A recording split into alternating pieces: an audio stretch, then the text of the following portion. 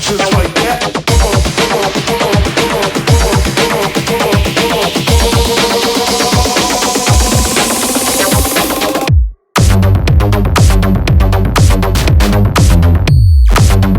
Darrell, welcome to Security Out Podcast, man. It's an honor to have you here, brother.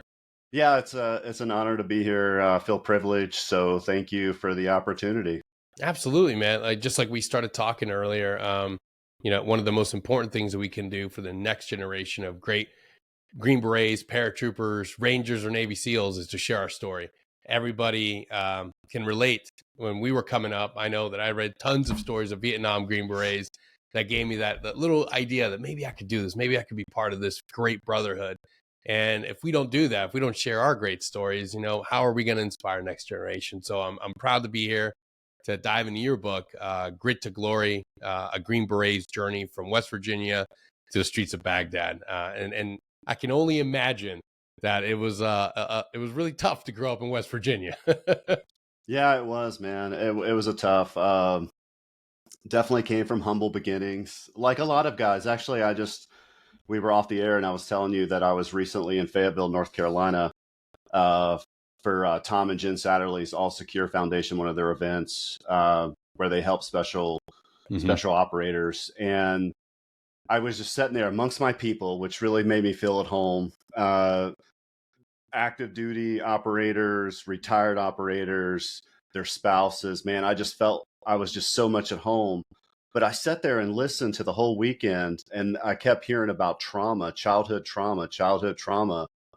And it was just like, I heard it over and over. And I was like, it kind of made me feel normal because, I came from an abusive, especially by today's standards, getting beat with spatulas and all kinds of weird stuff. But that was just kind of like a reoccurring theme. Is like, hey, there's a reason why you guys wanted to do what you ended up doing and going to selection and going to the Q course so you could be a protector, because when you were growing up, you probably didn't have anyone protecting you. So you guys make some of the best protectors. And that's why you find yourself in a circle and everybody's had really similar backgrounds. So that was definitely reassuring for me to hear, man. I was just like, wow. Yeah, we all a vast majority of the Green Berets, Rangers, SEALs, special operators that I've talked to throughout the course of this experiment all have the same origin story, deeply traumatic. And it's exactly what you just said. You didn't have anybody protecting you. You didn't have anybody that would step in. So you wanted to become that superhero. You wanted to become that protector.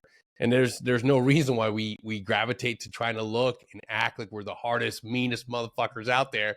But then when you get us amongst our family, when we finally recover and we get healed, we're just giant teddy bears. Because at the end of the day, we wanted to be the fucking protector, the guy that stood on that line and said, no, motherfucker, you're not going to be here knocking heads. And it resonates. Our motto resonates with all of us. We're not the Green Berets of the John Wayne era, these knights that everybody said, oh, they're clean cut, always by the books. Like, no, the guys like Darrell and everybody that I've talked to, they come from really bad backgrounds, man. And and how did you find yourself having that little bit of bravado and guts to say, you know what, I'm going to join the military? Yeah, it's a great question. Originally, man, I was interested in joining the Marine Corps. That was what caught my attention, and here's why. So like my grandparents and my one of my uncles was in the Air Force. Grandparents served during World War II. But my dad told me that no one in my family had ever joined the Marine Corps.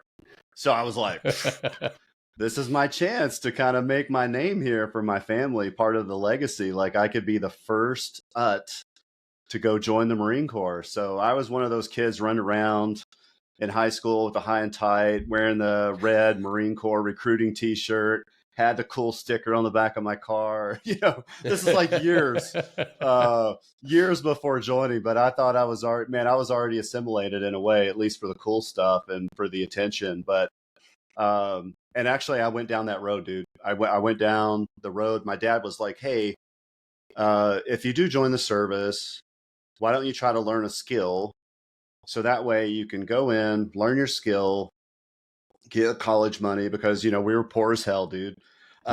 Get the college money, then you come out and you have a skill, you have college money, and then you can go about your business. And I also, I had a football coach. I got so lucky, man. I had a football coach that was National Guard Special Forces from West Virginia. Nice. And he was a sergeant major. I would learn later that he ran our football team, much like a team sergeant ran an ODA. So, but I didn't know that at the time. So he was kind of an intriguing figure for me, but it was like so far beyond my comprehension, like Green Beret, sergeant major, like that was like, so I was just kind of focused on the Marine Corps thing. Had a recruiter, went all the way up to MEPS, and got through everything. Check this out. I was going to be an air traffic controller because that's what I wanted to do. And they were like, yes, of course you can be an air traffic controller, whatever you want. So then when I got up to Beckley, West Virginia, which is where the MAPS, you know, Military Entrance Processing Station for those listeners out there. When I got up there, they were like, hey, you don't have the scores to be an air traffic controller. And I was like, fuck.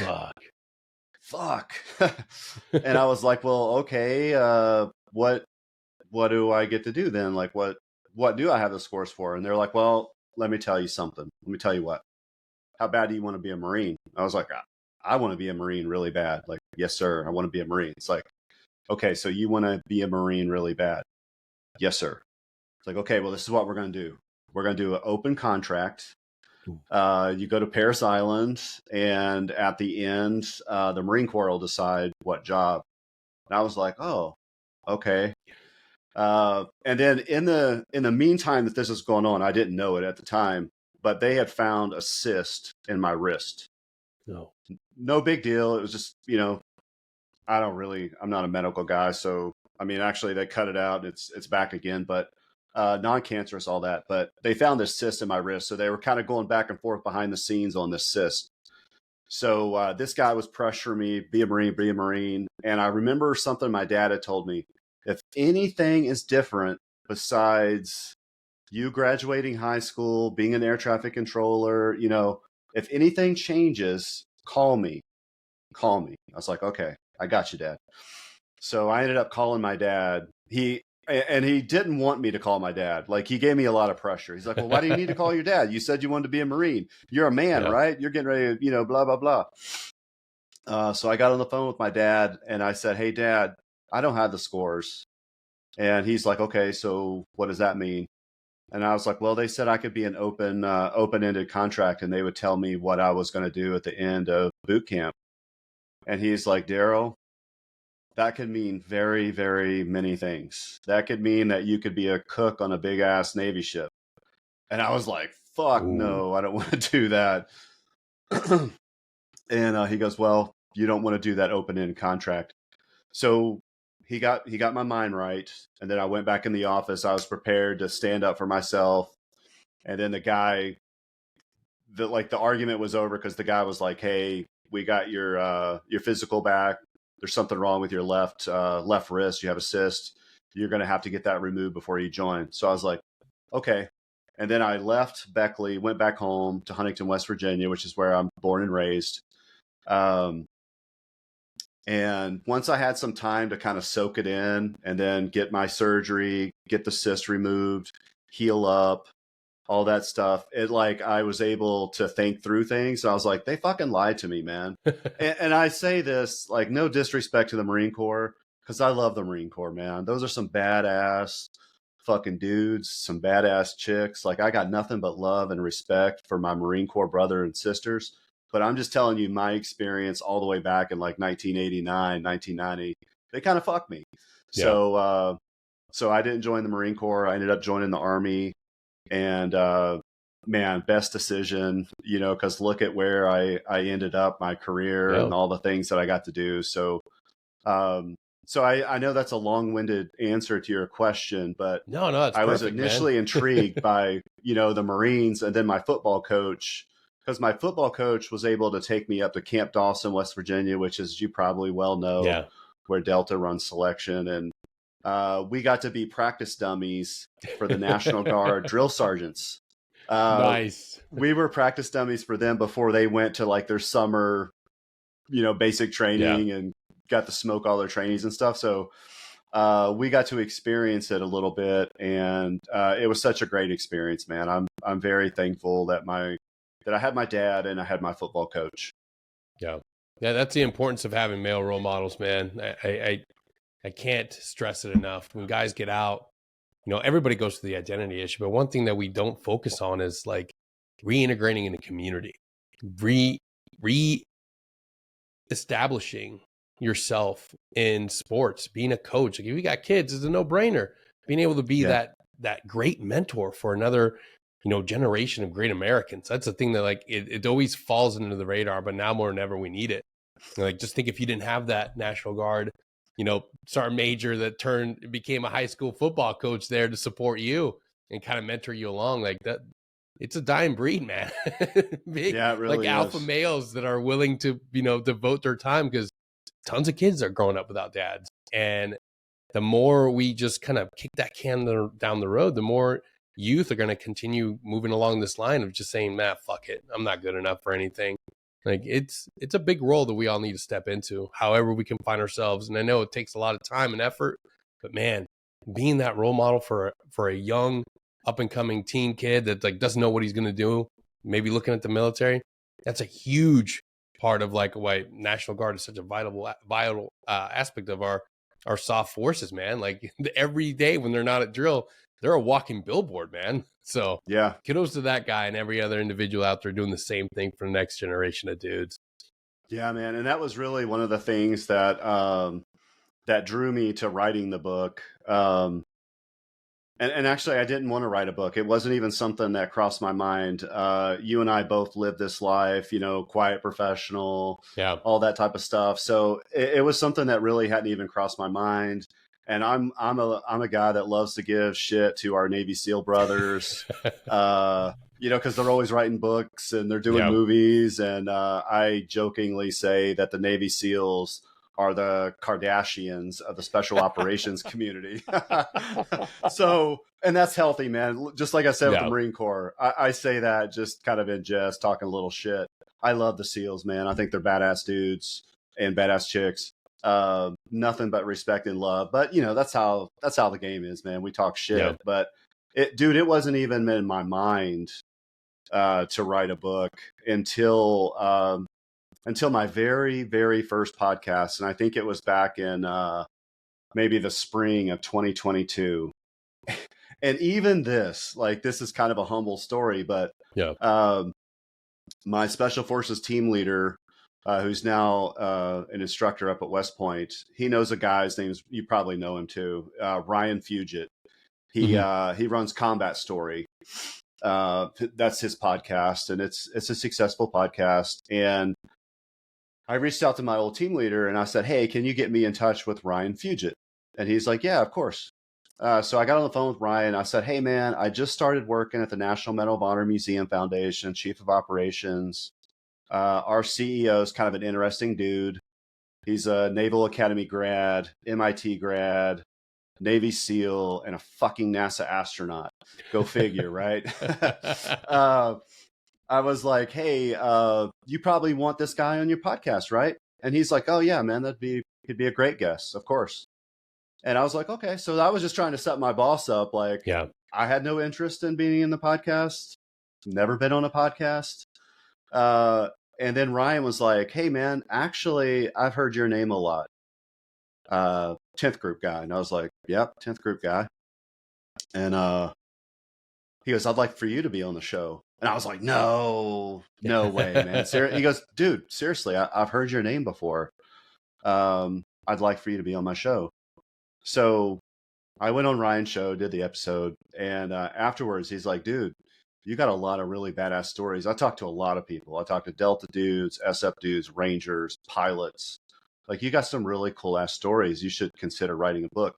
So that put it in my mind. That was that first little thing. Yeah. And then I started doing more and more podcasts.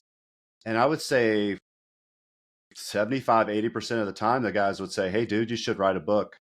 And then you know, everything that happened with Iraq, everything that happened with Afghanistan, which I just want to be very clear up front, not be a Tim Waltz, sorry to get political, but I never served a day in Afghanistan. I only served in Iraq. I never did anything in Afghanistan. But I know my brothers and sisters were hurting from what happened in Afghanistan. Like, Yeah. I could just, man, I knew that there was a lot of hurt. So I thought that there's a good way for me to contribute and do something positive. And it's like, hey, man, we had no control over how Iraq and Afghanistan ended.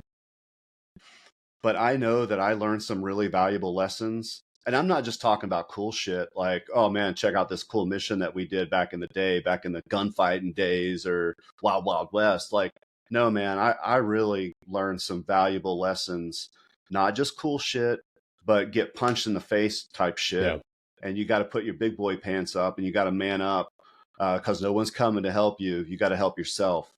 And I just thought I had some really valuable lessons, and one thing went to another, and I ended up writing the book. And something that you said earlier, it's like, you know, I was a kid from humble beginnings, rough childhood, and probably a lot of people was like, this dude's not going to amount to much. Like, Yep.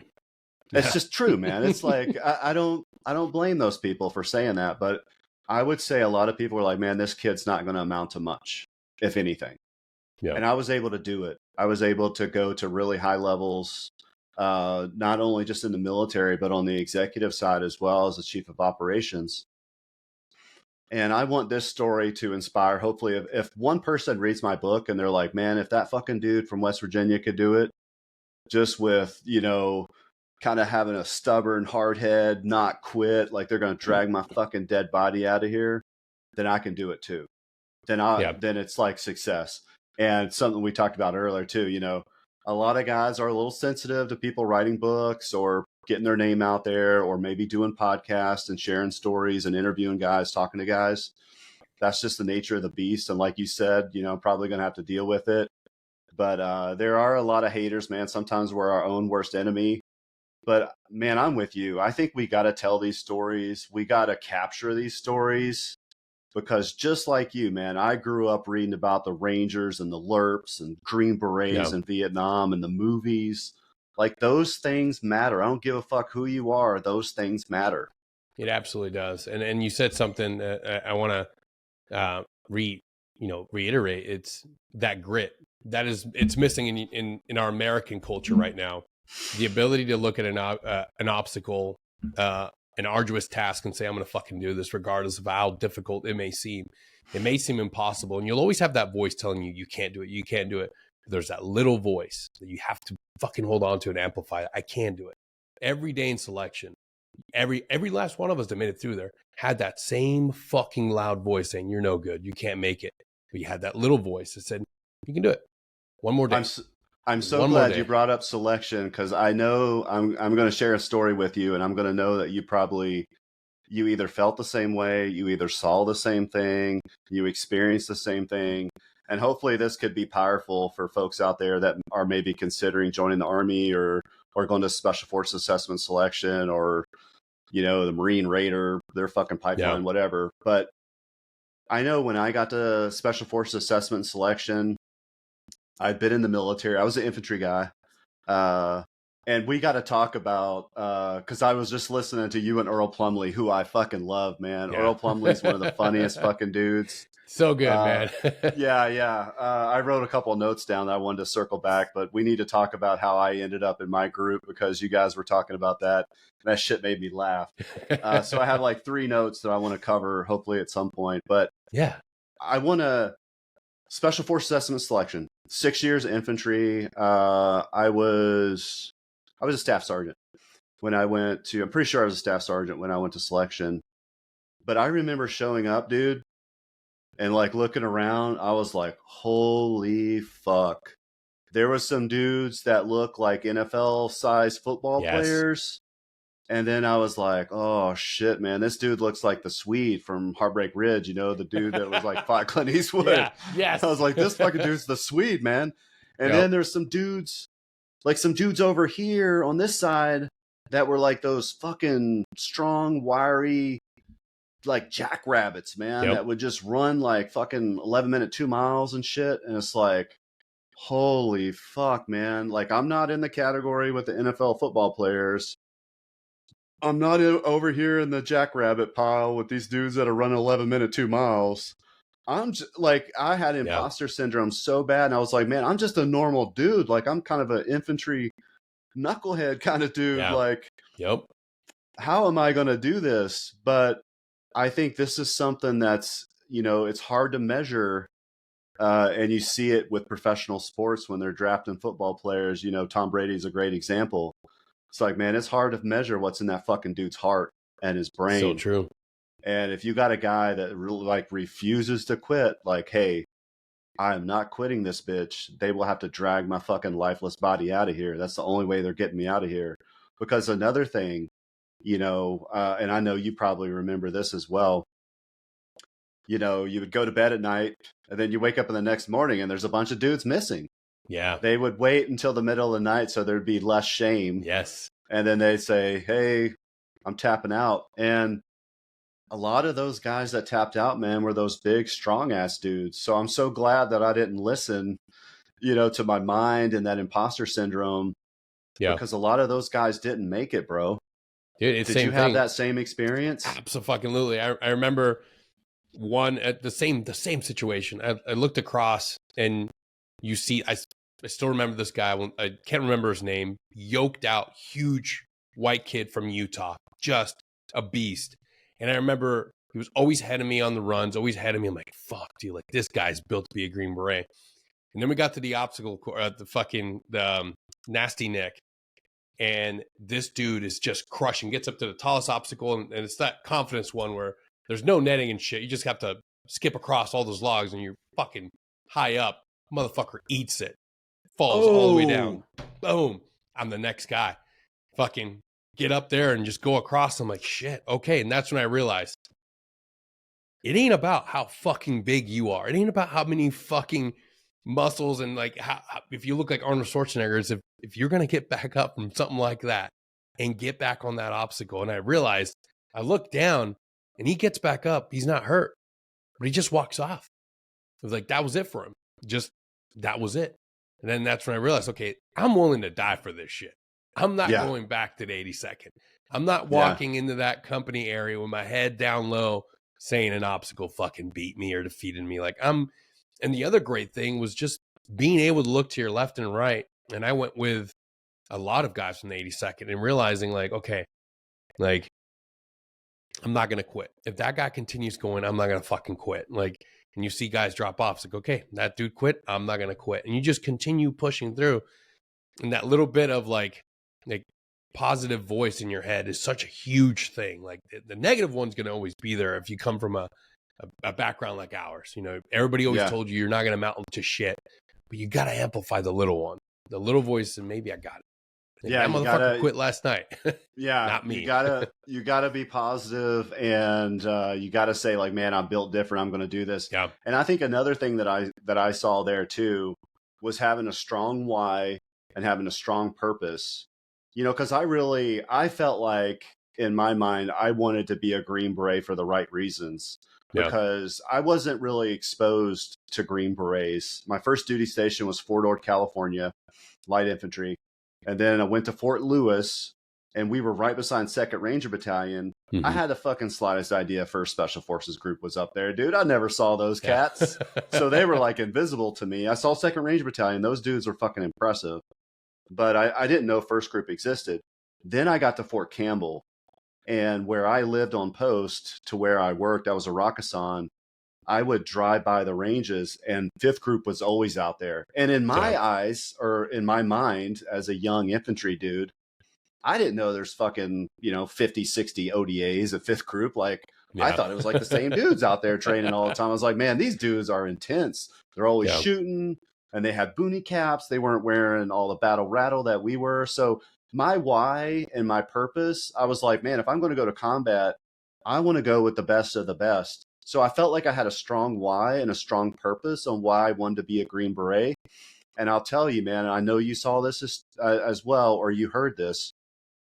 The guys that went to selection and they wanted to be a Green Beret because the Green Beret was cool, or they wanted to wear Oakley sunglasses, or they wanted to pick up some chick, all that kind of bullshit. Yeah. When fucking your feet look like hamburger and all your skin's gone, and you still got to put that rucksack on your back and go for a 12 miler or a 20 miler or whatever, when your why and your purpose is, I want to wear Oakleys because they're cool, or I want to impress so-and-so back home because I know she's going to think I'm a cool dude if I got a Green Beret, like that shit doesn't help you. It doesn't carry over. Those guys quit. Yep. And I wonder, do they still have the Shack of Shame out there at Camp McCall, or are they, is that too, that's like, no, man, we can't do that anymore.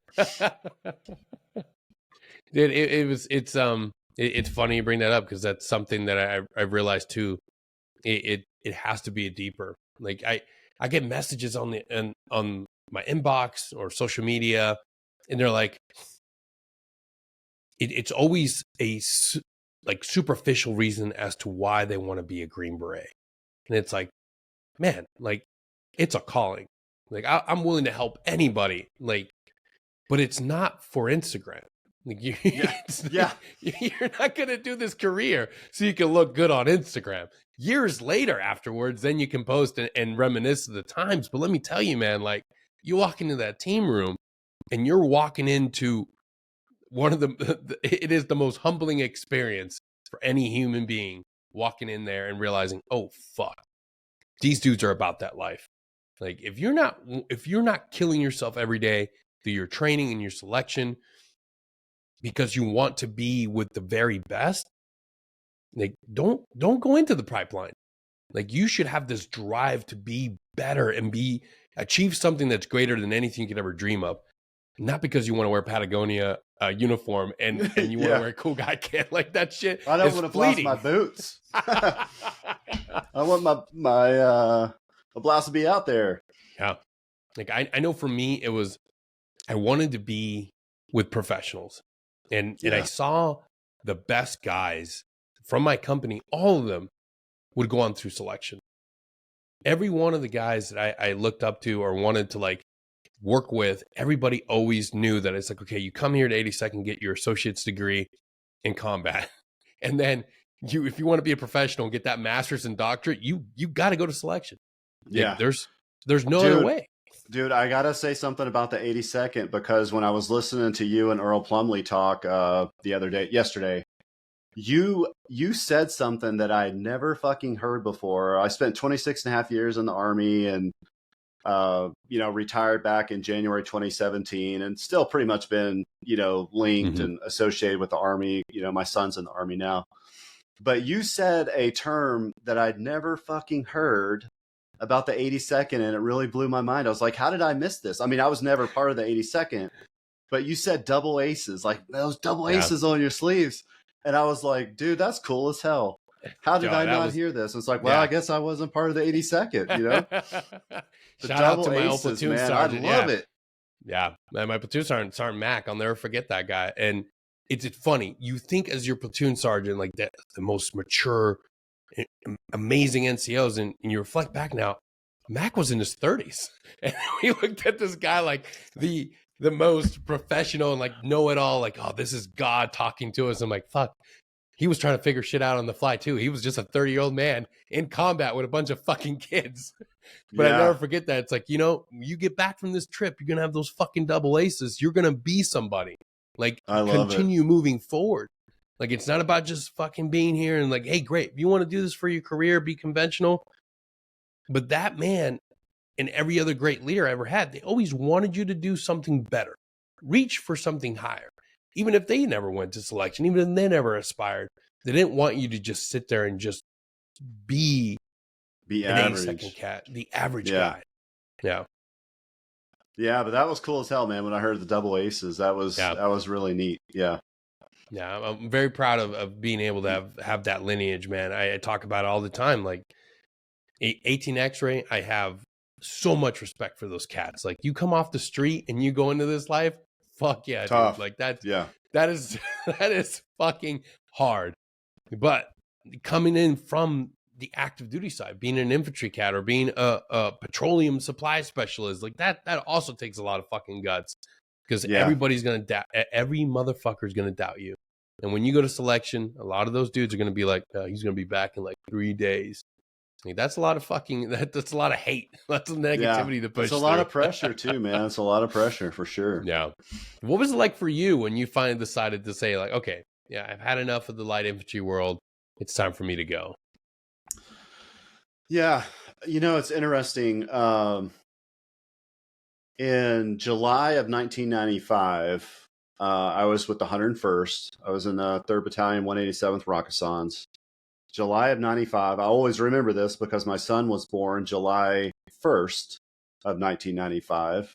July 24th of 1995, we deployed to Sinai, Egypt for 6 months. Damn. Fucking really, really awesome, right? And now my son's in the Army. They just, him and his wife just had a daughter, my granddaughter, and they have 12 weeks of parental leave. So it made my heart proud, dude. Like, the Army has a fucking policy, 12 weeks of parental leave, and they gave him every single day of that, man. It really made my heart proud because, that's tough. If, for most people that have had kids, like, man, you have a kid for a couple of weeks and then you leave for 6 months. That's not a really fucking great thing. But anyway, I was in Sinai, Egypt for 6 months and didn't have shit to do, really. I was an E5. I was a team leader at the time, and my squad leader had a mental breakdown. And Sinai, Egypt's like heavy squad leader, because the outposts and all that shit. And we were at checkpoint 3 Bravo, which was the checkpoint where everybody had to travel through. I can't remember the fucking mountain name, but it's where Moses received Mount Sinai. It's where Moses received the 10 Commandments. So a lot of people would go through that checkpoint. That's where we were at. My squad leader had a mental breakdown, and I got a call from my platoon sergeant. He's like, "Hey, man, is Sergeant so and so in the area?" And I was like, "No, he's not here." In the tactical operations center. It's like, "No, he's not here." He goes, "Okay, good. I don't want you to go get him, but I want you to make sure that he doesn't have any access to his weapon, any weapon, ammunition, bayonet." I was like, this is fucking weird. This is serious. I was like, okay, roger that. But so I was thrust, needless to say, into the squad leader position. That was the time I started really focusing, like, hey, I think I might be able to do something else. And because there wasn't a whole lot of shit going on in Sinai, all we could do really is train and get in shape. So I was in ridiculous shape, running, rucking, push-up setups, all that shit. And I was leading a squad, so I thought that was pretty cool. But unfortunately, I came back from that January 96, right before we redeployed. The 101st got into this huge fucking, we're going to be fast rope, like a fast rope kick. Yeah. So the first few times I started fast rope, and I was like, oh, this is kind of fun. And then I slid down the rope a little too fast and broke my fibula. So that fucking sucked. But I came back from that deployment. I was in, basically had a brace, and I ended up getting a cast and shit once my flight was over. But as soon as I got that bitch off, man, I started right back after it. And I went to selection that September, October 96. And I just kind of like, I had that bug, and I was fortunate enough to make it through. And funny story, because I heard, you and Earl talking about, the different groups and how you came about, the different groups. So we'll check this story out. So I was at Fort Campbell, and because I'm from Huntington, West Virginia, Fort Campbell is like 5 hours from Huntington, West Virginia. So it's not a bad drive, right? You could 4-day weekends, you could go back, see the family and all that shit. So I like that aspect. I also liked hunting and fishing, and Fort Campbell is a great place to hunt and fish. So once I got through selection, I was like trying to strategize and figure out, like, how can I come back to 5th group? I didn't know like what fifth group was all about, or, you know, all this kind of shit. I'll tell you a little bit about that in a second. But I was, in my mind, I was just thinking like, oh, fifth group is 5 hours from my house or from my home where I grew up, and there's good hunting and fishing. That was kind of my thing. Like, seems like a good place to be for me.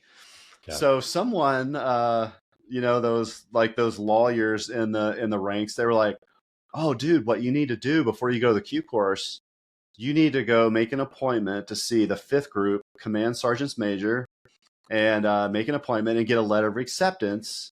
You know, and if you make it through the Q course, you'll get to come back to fifth group. I was like, fuck, okay, bet, I'll do that. So went through that process, and the day finally came. I had my appointment with the fifth group command sergeants major and walked into his office, and he was a very, very nice guy for me just to be a E5 or E6 nobody. Very talkative, very, very nice guy, very professional. And he says, okay, so how can I help you? I was like, I would really like to get a letter of acceptance. You know, I passed selection. I'm getting ready to go to the Q course. I'd like to get a letter of acceptance from you so I could come back to fifth group to be part of this group. And I felt like, I think this might have been before punked was a big thing, but it was kind of like, he's looking around like, man, is this dude fucking with me? And he's like, so I got to ask you, why do you want to come to fifth group? And I was like, well, Sergeant Major, it's close to where I grew up. You know, I've lived here, my wife and I, my son, we've lived here for the last couple of years. Love the area, love hunting and fishing. And he starts shaking his head. He's like, son, I just don't get a lot of people coming in here asking for letters of acceptance to come to my group. This is a little strange. And I was like, really?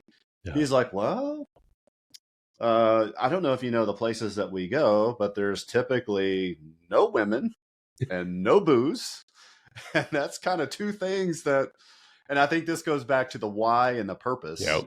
Like, that wasn't my why. That wasn't my purpose. But he goes, kind of those things. A lot of people are just like, nope, you guys can keep fifth group. I'll pass. But, so I had this letter of acceptance. It didn't do shit for me, man. It didn't do shit. I went to the Q course. I turned in my letter of acceptance. I was like, dude, this is fucking golden. And then I started talking to everybody in my class. Like, I couldn't find anybody that wanted to go to fifth group. And then I was, you know, part of the 18 Echoes. None of the 18 Echoes wanted to go to fifth group. So I was like, shit, I'm like the only dude. Like, this is a no-brainer. And then after Robin Sage called my name, they're like, 1st Battalion, 10th Special Forces Group. I was like, where the fuck is that at? It's like, I'm going to Stuttgart, Germany. I would find out much later that I am what you call a language rock. The aptitude, you know, like they wanted guys that, you know, knew Arabic, and they're like, man, this dude can barely speak English, and we might want to put him in like an English refresher training before he goes to his team. But they gave me German, an easier language, which I still kind of fucked that up too. But yeah, that was kind of my story. And I got such a big kick out of you and Earl talking about, you know, how you came about with the different groups, and Earl watching those videos and shit. I do have to ask you though, because I don't know if I heard how you ended up with 7th. That all transpired. I was looking for every edge I could in the Q course, and I remember to this day, it was like, I really wanted to be an 18 Delta, and you go through selection, and at the end you sit down with the instructor, and they're going through all the things you did great. And I remember when I got selected, it had a visual representation of all the things you did, and it looked like a bullseye. Everything was like physical ability, everything was right in the center. And then there was one lone thing way off to the side, and it was my math. That's right. That's right. The guy's like, you know, you're creating this, you created that. What MOS? And I'm like, 18 Delta. And he's like, you see that? That's your math. You're an 18 Bravo. I'm like, 18 Bravo. 18 Bravo it is. And what language? I was like, you know, I am from Panama. There you go. And we get Spanish. But at the same time, I wanted to go to 10th group. That was the thing. I'm like, man, maybe I can weasel my way in. Oh yeah. Europe, the everything about it. Like, I was like, I would love to go to 110. And I just figured maybe I can weasel my way in. And it Oh was man, that's so. all the way up through like the end of stage. I still remember my IODA cadre. He's giving out assignments and is like, and he comes up to me. I'm like, hey, before you say anything, is there any chance in hell I can go 10th group? And he's like, your last name is fucking Caballero. You're going to 7th group. And I'm like, 7th group it is. 7th group it is. But you know what? Ultimately, I'm glad I went to where I went. Me too. The Red Empire. I can't say enough great things about my time at 7th Group. Some of the greatest friends I've ever had in my life. That ultimately, a lot of us, like I said, guys that come from our background, we often are also looking for family. And I'll be the first to say that 7th Group also gave me brothers. It gave me the family that I always wanted, people that I knew I could count on, individuals with moral integrity, individuals that when they say what something, they mean it. And that's something that it is, across the board. And I've got friends from every group, and it's one of the greatest things I've ever been able to accomplish in my life, outside of being a husband, outside of being a up and coming dad. Going to 7th Group was like the greatest thing I could have gotten out of that experience. It was humbling to go back, not only to the country that I'm from, being able to go back to Panama, being able to go throughout the entire area and experience the things that I did. That's why I always tell people, like, dude, be grateful for whatever God gives you. Yeah, that's a great way to look at it. Yeah. And I know that you experience this as too, man. When you get to that point and you're just so grateful that you're one of the guys that are graduating, because there's probably, a handful of dudes, maybe even more, that got really bad news. Like, hey man, you didn't make it. Or, hey, you just invested a whole year and a half of your life and, you're not what we're looking for. So you're going to go back to the 101st or the 82nd or whatever. So just to be able to make it to the end and then to get that news, it might be like a little bit crushing at first, because I really wanted to go to 5th Group. But then it was like, hey, you're going to 1st Battalion, 10th Group. I was like, well, fuck. Awesome. Wherever that's at, I'm going to go. Like, you're just so grateful that you were one of those guys. It's funny you mentioned Panama, man. We went to Panama for what was that they used to call it? JOTC or JOTB, the Jungle Operations, whatever the fuck it was. But I went there as an infantry guy, man. And that was a fucking crazy experience, man, to be out in the jungle. Yeah. And that's the first time I ever heard grown men at night, like fucking yelling, screaming and shit because something was crawling on them. And I was one of those guys too, man, as a younger dude. I was like a grabber, like walking and trying to be quiet and shit like that. So I kind of like picked up this habit. I think it was from, I was born and raised in West Virginia. So I went hunting, fishing, trapping, all that shit. And it was just the way I kind of like moved around the woods, and I would kind of like use shit.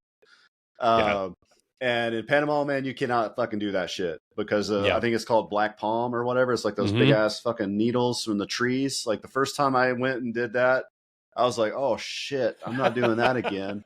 We had a dude that got bit by one of those snakes. I think they travel in twos. I can't remember what they are. They talked about like poison dart frogs and shit. Yeah. I was like, man, this place is crazy. Panama is crazy, dude. Yeah, there's a lot of shit out there. And I remember being in Peru, going into the jungles there, same thing. Like you go to bed in your little cool guy, hammock, you got your netting and everything over you. And then, you fall asleep and you wake up in the middle of the night and you turn on your lamp and you just see the entire thing is just covered with fucking all sorts of weird, creepy crawlers. And you're like, maybe I don't have to piss. I'm just going to sit here. I'm just going to hold it till the morning. Yeah, man. So what a tough shit environment. Comes out at night, dude. Yeah. Our Green Berets from like the 80s and 70s that were out there, like, I think we got lucky with Iraq and Afghanistan. Yeah. Yeah, man. The jungle is a whole different fucking scenario, man. Yeah. And the cold weather too. I got a kick out of listening to you guys talk about the cold weather part too. Yeah. I was one of those guys, man. We were doing cold weather training, and My 18 Delta, was looking at my toes and my feet and shit. It's like, man, it was just like cold. Like it's so cold you can't like really do much. Like Yeah. there's not much we can really do to keep much warmer. But he's like, man, you really need to stop dipping that Copenhagen and shit. Like it got to that point. And I was like, fuck, man, this is bad. Brother can't even enjoy a dip of Copenhagen, man.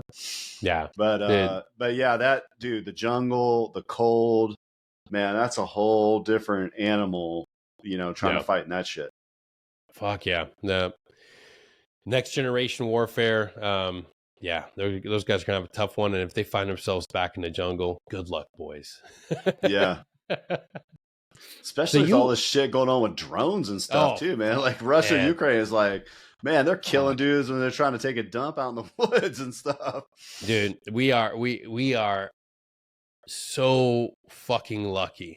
Our generation of guys that made it through Afghanistan. I mean, at the very end, we were using Mavic drones. We were, using it, just to get a little more forward of the line, be able to see what's going out there. But now you weaponize those systems. And it's funny, the younger generation, they've been playing these video games, utilizing drones as weapon systems. And I was explaining this to a friend of mine. I'm like, dude, think about Call of Duty. You kill enough people, you get a drone. Like we've been talking, and these kids have grown up using drones, and we had switchblades, we had access to a little bit of it. But now drone warfare and being able to put this shit on social media, people are desensitized. They've seen Ukrainians and Russians get murdered by winged robots for over years, 2-3 years now, on a repeated basis. Nobody gives a fuck, except for guys like us that know what it's like to go to combat and understand that, like, at the end of the day, that is a human being. Yeah, and it really is. Kids should not be watching this shit on Instagram, Twitter, and Facebook, and looking at the human side of it. Like the last few seconds of that feed, you see that dude's face right before that drone hits. And I'm just like, this is going to fuck up our kids. We have to innovate and figure out how we're going to defeat this. But man, it is insane warfare. Insane. Yeah, it really is, man. Really is. Dude, and you retired at 2017? Yeah, January 2017. What was your transition like? Because that's the other part that we need to be able to talk about more as soft professionals, understanding that whether you get out as an E7 or a CSM at the group level, transition is something that we're going to all have to face. Like, what was your transition like? Well, I actually had a good transition, but at the same time, I just shared like one of my lessons learned. I'm pretty active on LinkedIn. I'm also on Instagram, but I'm still trying to figure out like what the fuck I'm doing on Instagram. And, me and a buddy were sending DMs and back and forth on LinkedIn. It's like, hey, I just sent you a message. Did you get it on Instagram? I was like, no, man. I was like, maybe that explains why when I send other people messages, they don't get mine. Like, I don't know if it's a follow thing or whatever, but anyway, I'm trying to learn my way on Instagram. I'm really, really active primarily on LinkedIn. And it's interesting that you just asked this question because I just shared this lesson learned probably a week and a half, 2 weeks ago on LinkedIn. I was like, hey, one of the biggest mistakes I feel like, in my humble opinion, that I made when I transitioned, my official retirement date was January 2017. July of 2016, because I was just doing fucking transition stuff and appointments and all that, I actually started working July of 2016. I had my first big boy job working up in DC. I was actually working at the Museum of the Bible. So I was working from July 2016 through my retirement in January 2017. And I worked from July 2016 all the way up to the end of July of 2024, which just a couple of months ago. I worked straight. I worked at the Museum of the Bible as a director of security, director of operations. I worked at one of the top engineering firms in the country, Thornton Tomasetti, on the protective design and security side. Worked for those guys for 2 or 3 years. And then I landed the job of chief of operations at the National Medal of Honor Museum Foundation, which is where I got to know Earl, and a bunch of other Medal of Honor recipients that are cool as hell. I did that job for 2.5 years. And now I'm, focused on my book and all of those things. But dude, I work straight. And the lesson that I would like to share with you and the audience is this: fucking take some time for yourself. Take some time to just take a breather, take a knee, drink some water, be in the shade, but just take a little bit of time for yourself. Cause I feel like I rode hard, man. I mean, all three of those jobs were very demanding, and they took a lot of time away from my family and all of those things. And in my mind, I was just like, man, I got to work. I got to get my daughter through school. My son had already had the GI Bill and all that. But I really, really wish that I would have just taken a couple of months for myself and my family and kind of got a breather, and then went and pursued something. Like, the work is always going to be there. I don't give a fuck who you are or what kind of work you're trying to chase. The work is always going to be there. Like, you'll find it or it'll find you. But take a little bit of time for yourself. I didn't, and just kind of felt like I was a little bit burnt out, or a lot burnt out. And it was so nice, August, this past August and September, I've just been focused on the book and trying to set up events and trying to promote it, social media, all that shit. Yeah. It's actually been nice to take a breather, man, and to go on vacations without, answering emails and phone calls and all that shit. So that would be my biggest lesson, and is to take some time for yourself. And a lot of people really focus, on the resume and all that shit. Man, nobody gives a fuck about your resume. I tried to, I was sending cold resumes to like the NFL, because that was at one time, that was like my dream job. I was like, oh, fucking be a director of security for fucking Detroit Lions or something, like whatever. Man, fucking nobody looks at those things. Like, all that shit, typically for like those bigger positions, it's like who network type Bingo. shit. Like, really focus on your network and the relationships around, because that's how you're going to find something.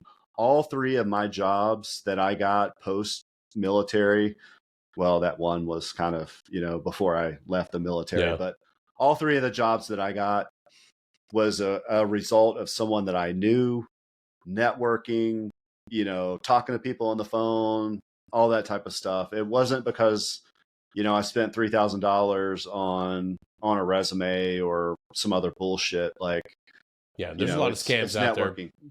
Yep. A lot of scams telling you, oh, we'll generate a resume and we'll get it in front of people. No. Networking, LinkedIn. Guys refuse and constantly bash against it. And then they come back like, okay, you're right. Help me start up a LinkedIn. Too easy. It's too easy. And then starting to grow that network. Yeah. Can I say one thing about LinkedIn real quick, man? Absolutely. I'm really active on LinkedIn. I try to post 5 days a week. I typically, Saturday and Sunday, I don't typically do anything unless it's kind of like fun bullshit type stuff. But, and I'm trying to learn from other guys. Herb Thompson is one of the guys I look at. And there's a few others. But LinkedIn has given me opportunities just because I post, and I have kind of a system. I'll typically post about like a lessons learned from my military days. I do like a feature Friday. Today I did mine on Tom Satterley and Jen Satterley and the All Secure Foundation, and had a picture and all that stuff. But I will say this, man, LinkedIn has given me opportunities because I post. And I typically do something on like about a speaking engagement or something like that, because with my book coming out, I'm trying to do more speaking engagements. So just because I'm posting and I'm regular and I'm consistent and I'm actually interacting with other people too, because there's a ton of people that just post on LinkedIn. They just go in there and they make a post and they're fucking out, man.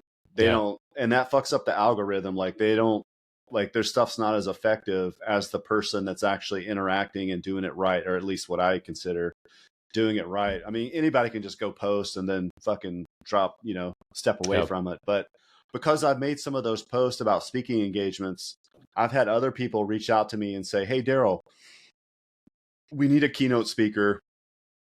Would you come down and do something San Antonio Veterans Day?" It's like, absolutely. I get on the phone. I was like, "Hey, I'm just curious. Like, how'd you find me?" "I found you on LinkedIn because I see that your post and you like your speaking engagement stuff. And it's me, I have take a picture, me speaking, and then I'll say some cool shit that I was speaking about that day." And that's what they saw. So the opportunities are there. You just got to be smart about it. Nick Lavery's another guy that I try to learn from, just to see how, because he's been doing it forever. And Nick started with a book, his book. So there's guys out there that you can kind of follow, but there are opportunities and there are tons. I promise you this, and the audience out there listening, there's tons of people that are reading your shit that you don't know that are reading your shit, but they're just kind of like observing, and and something's going to entice them at some point, maybe something that you do, a post, and they're going to reach out to you and they're going to want something, or, "Hey, we'd love to have you come out. We're going to buy 150 copies of your book. You can do our keynote. What's your fee?" Boom. That's it right there, It's so true. And the more I engage, the more I learn, and I'm just focus on authentic engagement. Yes. Like That's figure it, out, dude. like, you don't have to come there. I don't know. I don't have background in sales, and all I did was go to the military. Like that's it. I created something. I developed my own plan when it came to podcasting and producing, and now I have a production company. Now I'm producing other people's shows. Like that's what I talk about. The same thing. You can do the same thing at home. Figure out what you're passionate about. Figure out what you want to get into, and start networking and working with these individuals that are already in the space. I think one of the forget the gentleman's name. It's, he documents his life, talks about what he works, and he presents this image that he is, has a master's degree, a PhD, and he's super successful. But come to find out, the guy never went to college. He started from the ground up, doing something that nobody else is doing, and he found a way to be successful in it. And he shares his story. You can do the same thing at home. You just have to figure out what you're passionate about, figure out what you want to do.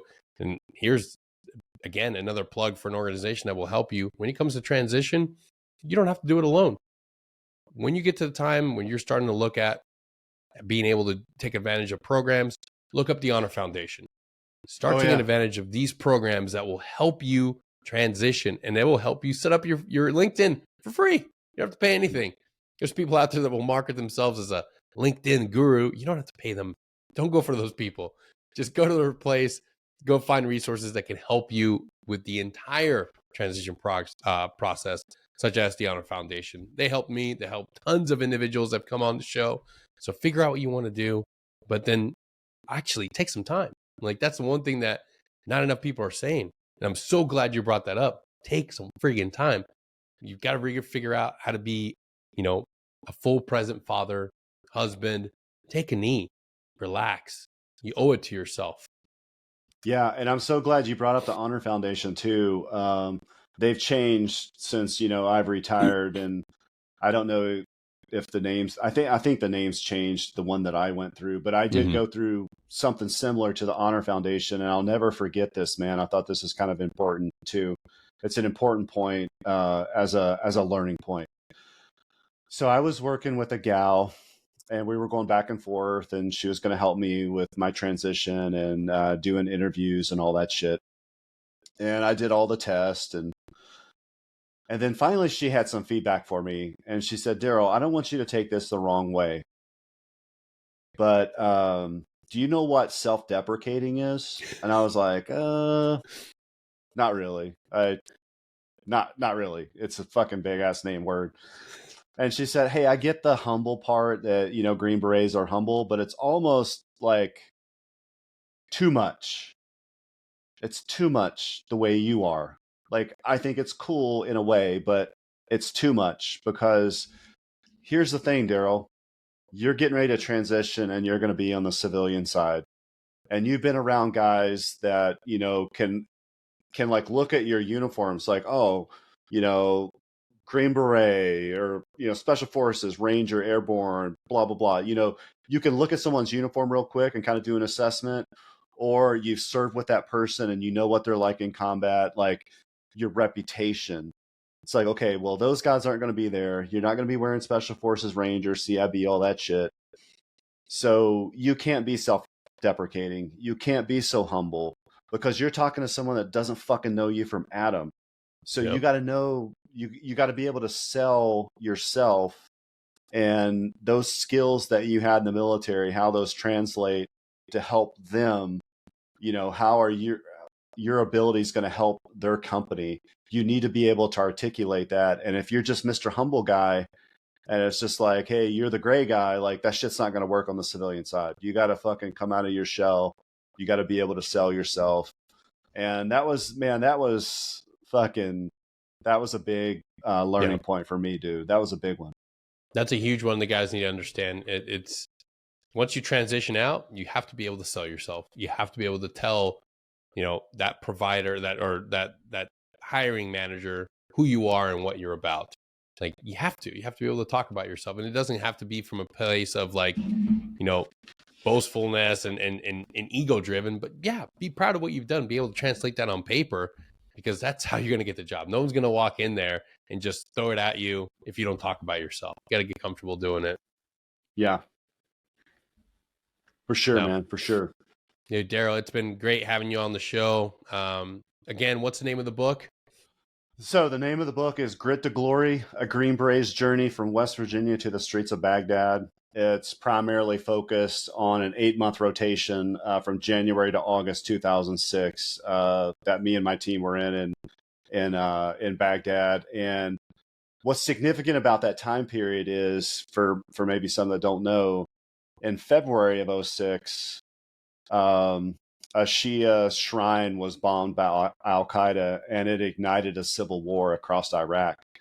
And we just happened to be at ground zero of this of the civil war igniting, and it got crazy. It got crazy, crazy, crazy. So there's a lot of stories and missions and the things that we went through during that rotation. Also talks about my kind of growing up from humble beginnings in West Virginia all the way to where we ended up. But it's a great story. I'm obviously biased, but I had a very talented co-author, Lauren Ungouty, that helped me with the book. And man, she was great. You can get it. It's available right now for pre-order. And I don't know if we can have the link, once this episode goes live or whatever, but if you go to ballastbooks.com, you can find Grit to Glory.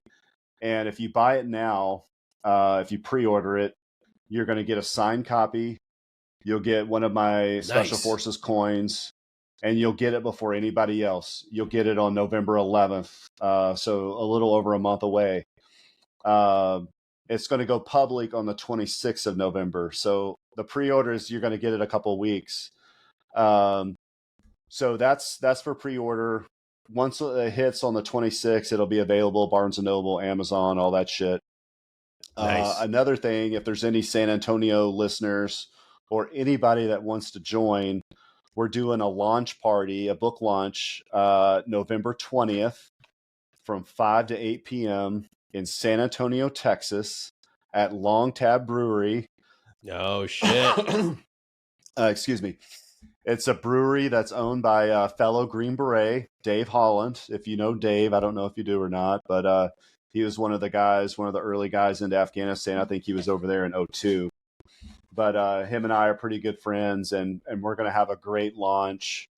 There's going to be food, beer, a few guys from the team that some of the main stars from Grit to Glory are going to be there. So it's going to be an awesome time, and it's going to be a great networking event. So we're super pumped about that. And I just hope that people will go and get the book and pick it up. And it's not just for Green Berets. It's for military folks. It's for first responders. It's for business people. I lay out at the end of the book the principles that really help me get over some of those times when you get punched in the face, or you want to elevate and go from exceptional to something even higher. Call it the grit code. So there's a lot of great things in the book, and there's some funny, dark humor, special forces. You got to be on a team Good. to get it. There's a hilarious story about a Hooters outfit, and I'm just going to leave it at that. But a Green Beret Hooters outfit story. I mean, you gotta tune in to listen to that one. But I appreciate the opportunity to be on here just to talk a little bit about it. I'm not a hard guy to find on social media. You can find me on Instagram, my name, and I got the little blue check and all that shit, whatever that means. You can also find me on LinkedIn, Darrell Utt. Not a hard guy to find. I'm really active. So yeah, man, I look forward to connecting or following or whatever. Absolutely. And we'll have all those links on the episode description. So if you're listening right now, pause, go there, click the link, order the book now, or just connect with Darrell as soon as you can, because it's all about growing your network as you're getting out. And I'm sure once you read the book, you'll realize like you have a lot in common with Darrell and you want to get a hold of him so you can share some stories. That's how we grow our Green Beret team on the outside. That's a great thing about when you get out. Your Green Beret team isn't limited to 12 or 13 guys. You can make it as big, as powerful as you want. Darrell, again, thank you so much for being here, man. I can't wait. I'm going to place my order. And yeah, thank you all for tuning in, and we'll see you all next time. Until then, take care.